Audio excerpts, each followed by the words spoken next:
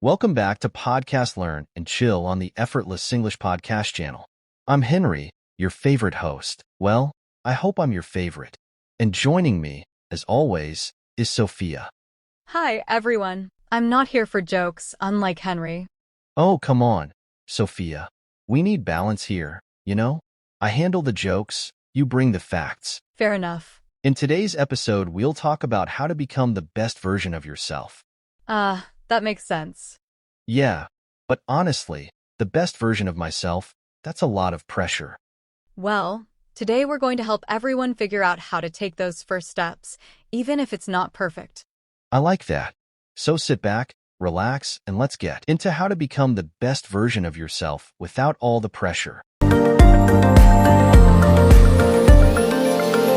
All right, Sophia, today we're talking about a big topic, how to become the best version of yourself.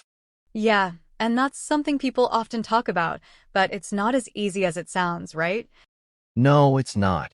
A lot of people think it's just about setting goals, but there's a lot more to it. True.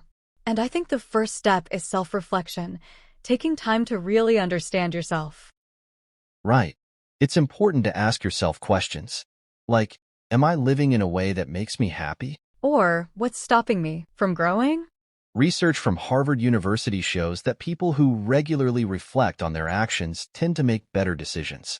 That's because they're more aware of what they need to improve. Reflection, sure, but isn't action just as important? People can get stuck in reflection and not actually move forward. That's fair. But without understanding what's holding you back, how do you even know what actions to take? True. But I think people often use reflection as an excuse to delay. You've got to strike a balance. Fair point. That's where setting goals comes in, right? Yes, but goals need to be realistic. Too many people set goals that are way too big. I don't know, Sophia. Big goals can be motivating if you have the right mindset. I get that. But what happens when they don't reach that big goal right away? That's when people give up. Yeah, right. That's why I always say, break it down into smaller steps. Research shows that small wins help build momentum.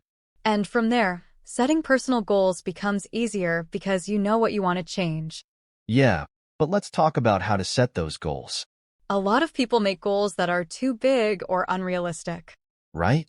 Like saying, I want to be a millionaire by next year. That's not going to happen unless you win the lottery. Exactly. Instead, it's better to break big goals into smaller steps. For example, if your goal is to be healthier, start with something simple, like drinking more water each day. Right. Research shows that small habits, like walking 10 minutes a day, can lead to long-term change. That's why building healthy habits is key. Exactly. But I know some people struggle with self-doubt. Yeah, that can hold people back. They don't think they're good enough to make changes. Fear plays a big role in that. I agree. The University of California did a study showing that fear of failure often stops people from reaching their goals. So how do you push past that? Well, one thing is to accept that mistakes are part of the process. No one becomes their best self without failing a few times. So, start small. Don't focus on being perfect. Focus on making progress. I agree. Progress matters more than perfection. It's like building a muscle. The more you practice, the stronger you get. All right, Sophia, I think it's time to go over some key vocabulary from today's discussion. Good idea. Let's help our listeners really understand these words. First up, we have the word reflection. Reflection means thinking deeply about something, especially about your actions and how you can improve. For example, you can reflect on your day before going to bed. Right, Henry. What's next? Next, we have goals. A goal is something you want to achieve, like learning English or getting fit. For example, my goal is to run a race next month. Great example, Sophia. The next word is habits. A habit is something you do regularly, like brushing your teeth or going for a walk. Yeah, building healthy habits can make a big difference in your life. Exactly. Next up is fear. Fear is the feeling of being scared or worried about something, like failing or trying something new. Last but not least, we have progress. Progress means moving forward or improving in something, even if it's little by little. Like when you practice English every day, you're making progress even if you don't notice it right away. So, Sophia, we've talked about goals and reflection, but let's dive into something equally important: continuous learning. The journey of becoming your best self doesn't end with setting goals. It's a lifelong process. Right? There's actually research from Stanford University that shows people who adopt a growth mindset are more likely to succeed. A growth mindset means believing you can improve through effort rather than thinking your abilities are fixed. That's really important. It's easy to get stuck thinking, I'm just not good at this, and then never try again. Exactly. But if you believe you can get better, you'll keep pushing yourself even when things get tough. That's true for anything in life, not just work or school. Totally. And there's research from the American Psychological Association showing that people who keep learning new things, even later in life, tend to be happier. It makes sense, right? Learning keeps your brain active and gives you a sense of accomplishment. Absolutely. It also opens doors to new opportunities, whether it's a new job or just a new hobby. And here's an interesting study. Research from the University of Texas found that people who continue learning into older age reduce their chances of cognitive decline. That's pretty powerful. So learning doesn't just improve your skills, it helps keep your mind sharp too. Exactly. So what's your approach to continuous learning, Sophia? I try to learn something new every day, even if it's small. Like reading an article, trying a new recipe, or watching a documentary. That's great. I think it's all about being curious and open to new ideas. Exactly.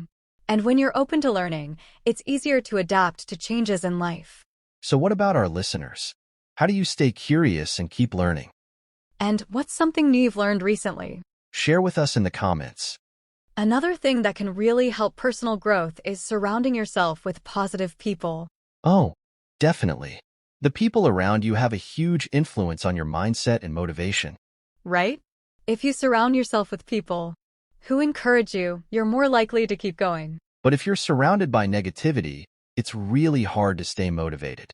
That's why it's so important to choose your influences carefully. There's a famous quote that says, "You're the average of the 5 people you spend the most time with." And that's true, whether it's in your personal life or your career. So think about who you're spending your time with. Are they helping you grow? Or are they holding you back? Share your thoughts with us in the comments. All right, Sophia. I think it's time to go over some key vocabulary from today's discussion. Sure, Henry. Let's make sure our listeners understand these words clearly. First up, we have mindset. A mindset is how you think about things, like how you think about learning or growing. Right? If you have a positive mindset, you believe you can improve with time and effort. That's right. The next word is help. Help means to make something easier for someone. Like when your friend helps you understand something new. Exactly. And now we have grow. To grow means to become better or bigger over time. You grow by learning new things and practicing them regularly. Right. And finally, we have change. Change means to make something different. For example, you can change your daily habits to improve your life. Exactly. Now let's ask our listeners a few questions. Sure. First question. What's one new thing you've learned recently? Let me think about that. I recently learned how to make pizza at home. It's really fun, and now I don't have to order pizza all the time. That's awesome. Now for the second question. What's one change you can make to improve your daily routine? I think I could spend less time on my phone and more time reading. That's a great idea. We'd love to hear from our listeners too. What's something new you've learned, and how will you make a positive change? Share your answers in the comments below. Well, Sophia, I think we've had a great talk today. Yes, Henry. We talked about many important things like learning and making small changes. Right? And I hope our listeners feel ready to become their best selves.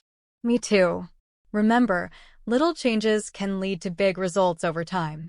That's right. Thanks for joining us today. Take care and see you next time.